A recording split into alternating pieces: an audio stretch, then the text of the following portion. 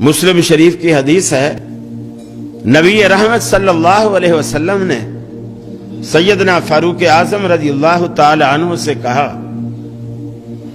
اے عمر، ایک شخص ہے، اس کا نام اویس ہے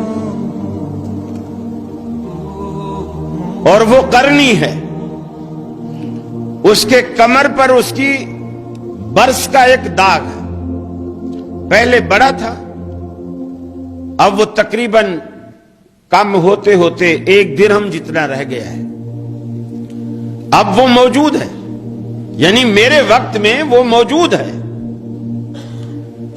لیکن میرے پاس نہیں آیا، میری زیارت نہیں کی، مجھ سے بیعت نہیں ہوا، صرف اس وجہ سے اس کی ایک بوڑھی ماں ہے اور وہ دن رات اس کی خدمت میں لگا رہتا ہے اور اس کی ماں کی خدمت کرنے والا اس کے سوا کوئی نہیں ہے، تو اس نے ماں کی خدمت کی وجہ سے صحابیت کا رتبہ چھوڑ دیا ہے۔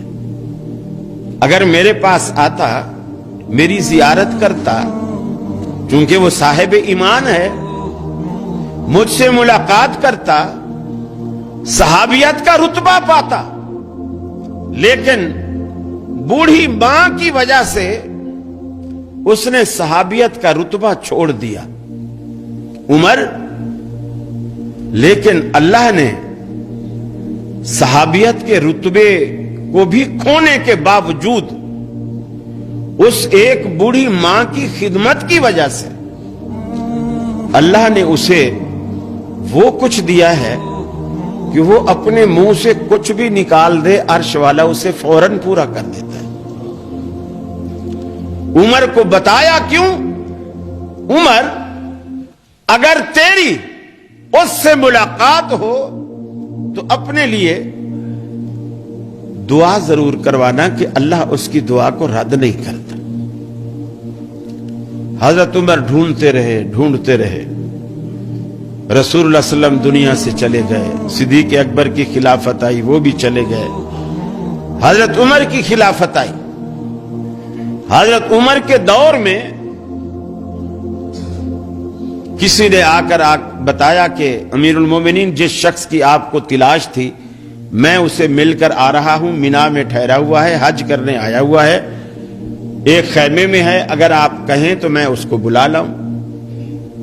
انہوں نے کہا نہیں، جس بندے کی اللہ کے ہاں اتنی او بھگت ہے کہ اس کی بات اللہ ٹالتا نہیں ہے، ہم اس کو اپنی دربار میں نہیں بلائیں گے، اس کے احترام میں خود اس کے پاس جائیں گے۔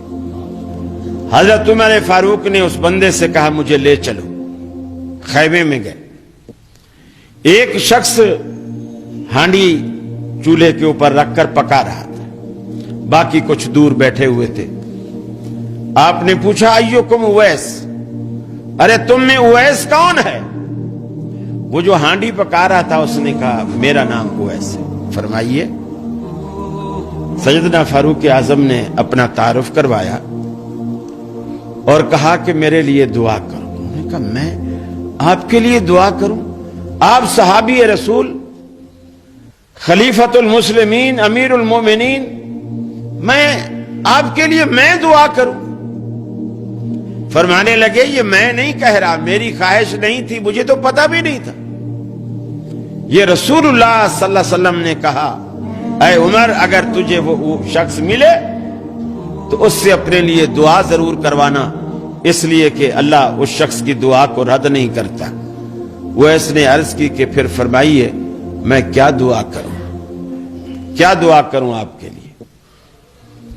اسلام آباد والوں، اگر ہم ہوتے نا، ہم کہتے کہ اس دفعہ میں نے 40,000 والے کئی بانڈ خریدے ہیں، تو بس یہ دعا کر دو کہ پہلا، دوسرا، تیسرا سارے انعام میرے ہی نکلے ہیں۔ لیکن آپ جانتے ہیں سیدنا فاروق اعظم نے کیا دعا کی؟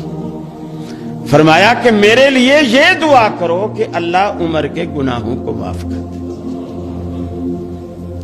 حالانکہ جس کے دامن میں کوئی جھول نہیں، کوئی داغ نہیں، یہ محض اللہ کے ڈر کی وجہ سے